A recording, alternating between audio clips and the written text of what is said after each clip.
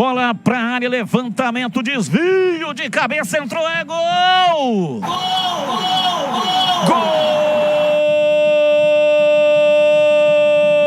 Gol do Novo Horizontino! Campo veloz, imponente, concentrado na força da glória.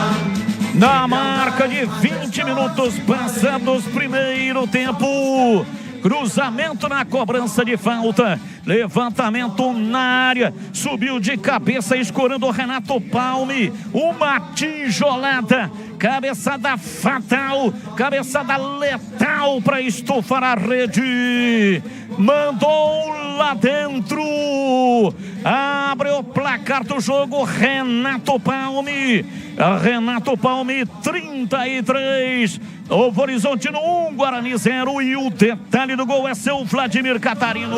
A jogada de bola aérea do Novo Horizontino é sempre muito perigosa. O Fabrício Daniel, quem cobrou a falta da intermediária lá pelo setor esquerdo e mandou para a área. O Renato Palme subiu mais do que a defesa do Guarani, cabeceou firme, forte no canto esquerdo do goleiro Vladimir, que até pulou, mas não alcançou. O primeiro gol do jogo é do Novo Horizontino, o gol do Renato Palme, capitão do time.